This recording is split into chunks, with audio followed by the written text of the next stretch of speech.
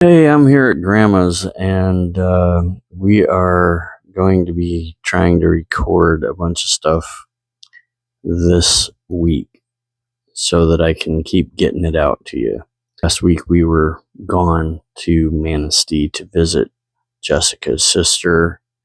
It came up as kind of an emergency visit, so that's why there was no installment of Margie Asks Why this last week.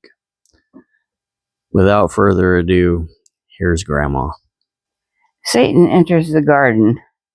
Now Satan was ready to try his scheme to win the new world. He found the garden home of the people and watched around the edge to figure out the best way to manage. When he first peeked in and saw them so happy in their beautiful home, he could hardly bear the thought of spoiling it all for them. That is just the way I used to feel in heaven, he thought, as he watched them. How terrible to make them suffer as I do now. But when he heard them singing praises to God with their angel visitors, his heart became hard with envy and hate. Just wait till I get through with them, he hissed through clenched teeth. I'll have them cursing God instead of praising him.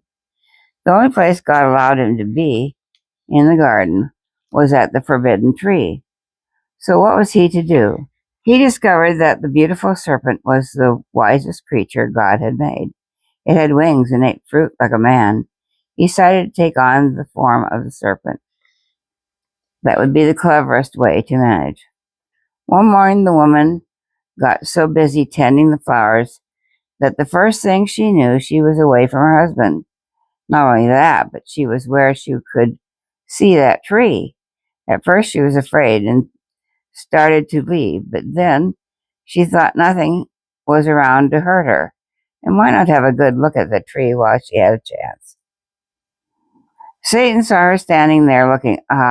He thought, here's my chance at last. So he hurriedly assumed the right shape and entered the serpent. Then he settled down in the tree and started to eat. The woman heard a voice calling her. She was startled and looked around, but no angel was in sight. The voice spoke again. It seemed to be coming from that tree. You are the most beautiful creation in all the world, it said. Come closer so I can see you better. My, how lovely you are.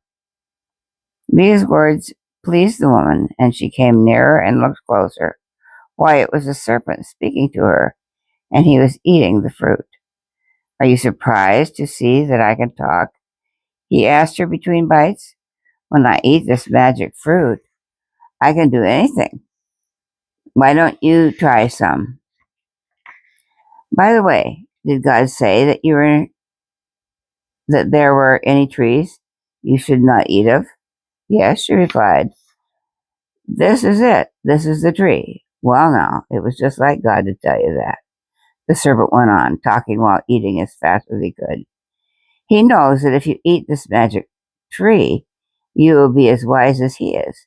And of course, he wants to be the only wise one. In some ways, I don't think God is altogether fair. But why don't you have some? Just help yourself. But God said, if we touch it, we would die, said the woman.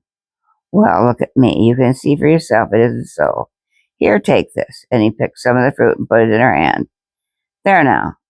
What did I tell you? You touched it, and it didn't hurt you at all. So why not eat it? You will be surprised at what it'll do for you. So the woman ate. Then she picked some more and hurried to her husband. She excitedly told him about the magic fruit and the talking serpent. Her husband was stricken with horror. Oh, my dear, what have you done? That must have been the enemy we were warned against, and now you will die. But look at me, she cried. Don't I look as good as ever?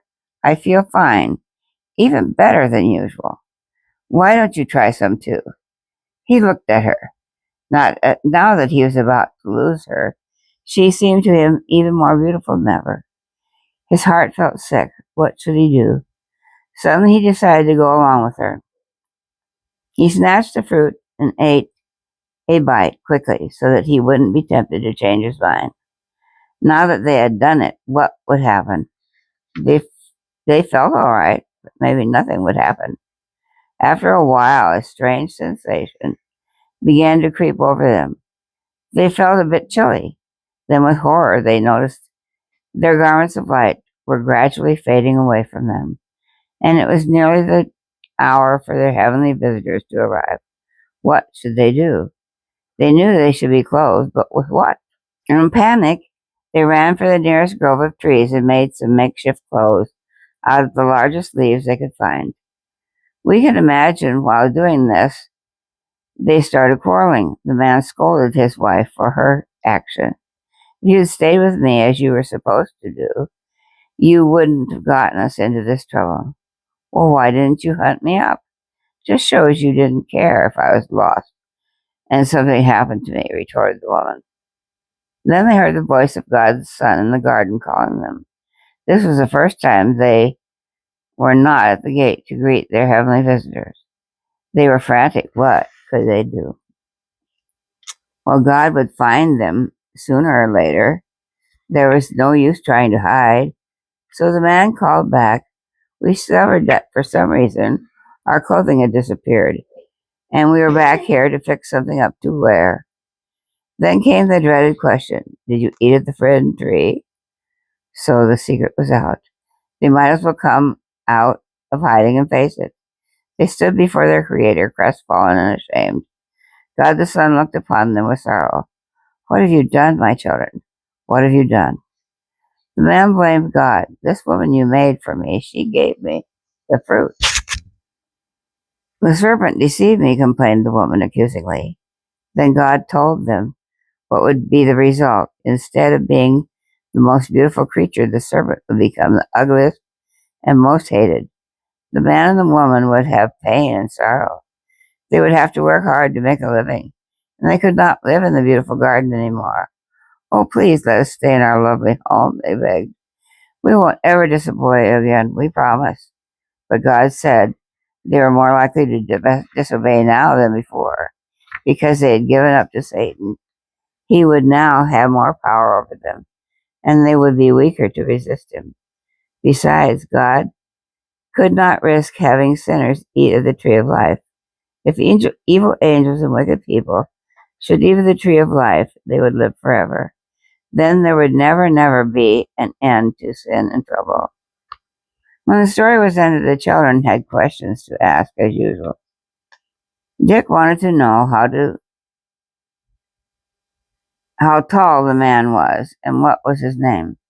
In our language, his name was Adam, and the woman's name was Eve, said Aunt Trudy. Dick smiled sheepishly, because he had really been quite sure of that all the time. About his size, Aunt Trudy said that the first people were probably about twice as large as we are now. Trees, animals, people, everything was much larger. And they lived much longer, too. At first, some people lived to be nearly 1,000 years old. That was because Adam and Eve had eaten of the tree of life. As time went on, their strength decreased. Also, diseases began to shorten life. Margie had to have a question, too. What would have happened if Adam had not listened to Eve? What would she have had to die by herself? We do not know just how God would have handled it. But in the first place, Aunt Trudy explained, Adam's sin was very different from Eve's. He knew what he was asking for, and he chose to do it. Eve was tricked into a mistake. If she had repented, possibly God would have arranged a way to take care of things right then. If only Adam had decided to talk it over with God before making his choice, he could have saved them and all the rest of us a world of trouble.